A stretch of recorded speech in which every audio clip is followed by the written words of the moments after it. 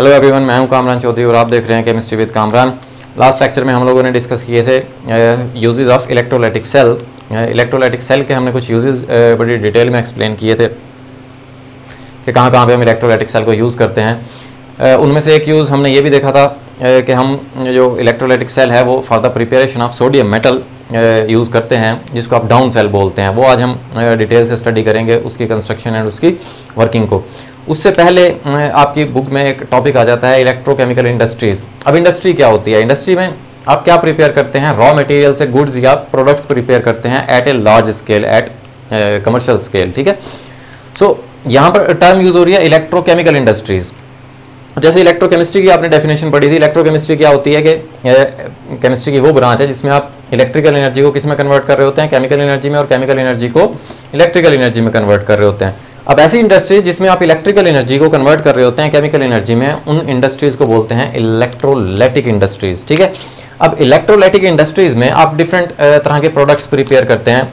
For example, जैसे आप sodium को प्रिपेयर करते हैं, इसी तरह सोडियम हाइड्रोक्साइड को प्रिपेयर करते हैं, इसी तरह आप डिफरेंट मेटल्स को, कैल्शियम, मैग्नीशियम या एल्यूमिनियम को प्रिपेयर करते हैं। फिर इसके अलावा आप कॉपर जैसी मेटल्स की रिफाइनिंग करते हैं, ठीक है, उसकी प्योरीफिकेशन करते हैं।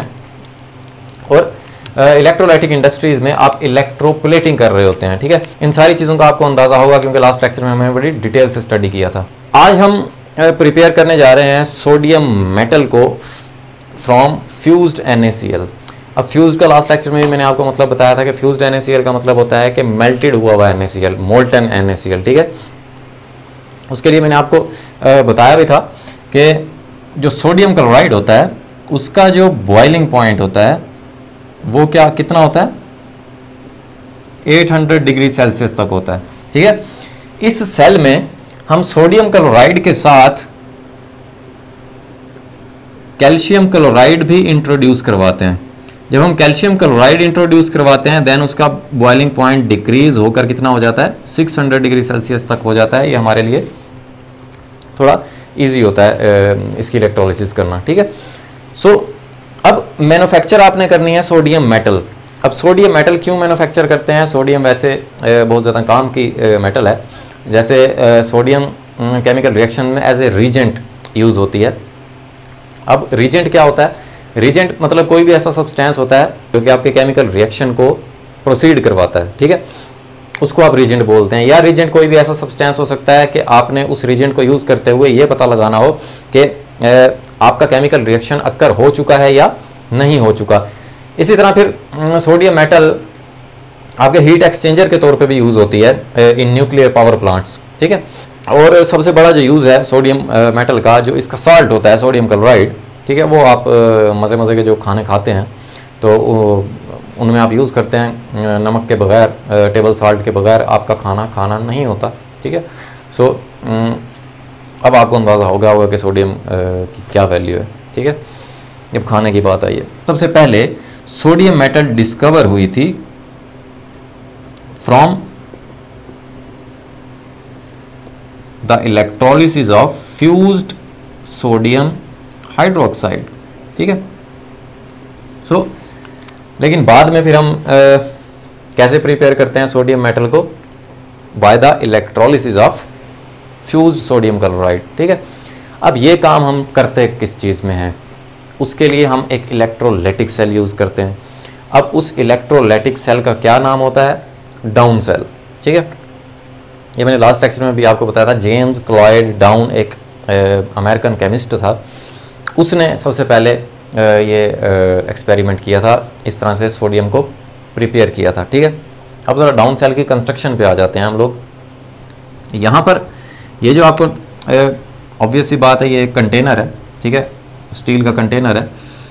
ये आपको नज़र आ रहा है एनोड, ठीक है, जो कि किस चीज़ का बना हुआ होता है? ग्रेफाइट का बना हुआ होता है। ठीक है, इलेक्ट्रोलाइटिक सेल में आपको याद आता होगा कि इलेक्ट्रोड्स होते हैं दो, एनोड एंड कैथोड, जिनको आप बैटरी के पॉजिटिव टर्मिनल के साथ और नेगेटिव टर्मिनल के साथ अटैच करते हैं। जो बैटरी के पॉजिटिव टर्मिनल के साथ अटैच होगा उसको आप एनोड बोलते हैं, जो आप बैटरी के नेगेटिव टर्मिनल के साथ अटैच होगा उसको आप कैथोड बोलते हैं। अच्छा, ये तो हो गया एनोड। अब कैथोड कहाँ पर है? ये कैथोड है। अब यहाँ पर आप यूज़ करते हैं स्टील का कैथोड, ठीक है।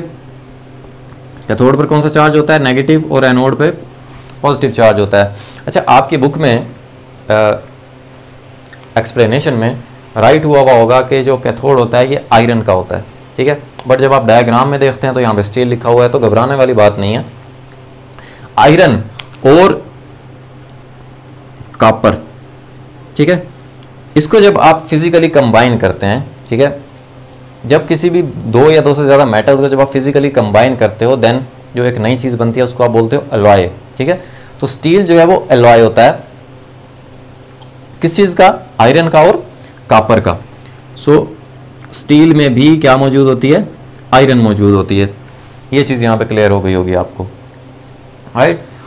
ये जो आप आउटलेट देख रहे हैं ना, यहाँ से आपने सोडियम मेटल को एक्सट्रैक्ट करना है, ठीक है।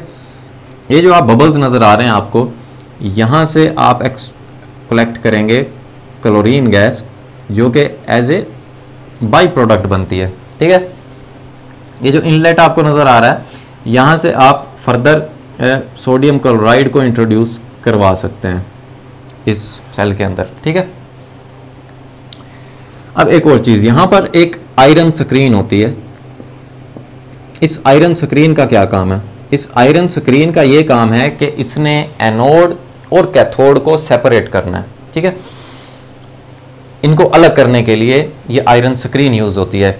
और ये जो कैथोड आपको नज़र आ रहा है, ये बेसिकली सिलेंड्रिकल शेप का होता है, ठीक है। इसमें जो आप इलेक्ट्रोलाइट यूज़ कर रहे हैं, ये यहाँ पर सारा इलेक्ट्रोलाइट होता है, ठीक है। इलेक्ट्रोलाइट कौन सा यूज़ कर रहे हैं आप? फ्यूज्ड NaCl, मोल्टन NaCl आप इलेक्ट्रोलाइट यूज़ कर रहे हैं। ये तो हो गई इसकी डाउन सेल की कंस्ट्रक्शन। अब आ जाते हैं हम इसकी वर्किंग के ऊपर, ठीक है, और एनोड और कैथोड के रिएक्शंस पर। अब कोई भी इलेक्ट्रोलाइटिक सेल है, मैंने आपको बताया था कि आपने जस्ट इलेक्ट्रोलाइटिक सेल के लिए आपने 3 पॉइंट्स माइंड में रखने हैं, ठीक है। अब वो 3 पॉइंट्स कौन कौन से हैं मैं दोबारा यहाँ पे एक्सप्लेन कर रहा हूँ, आपने भी उन्हीं को फॉलो करना है, ठीक है। आपके लिए ये सेल्स याद करना बहुत ज़्यादा ईजी हो जाएंगे।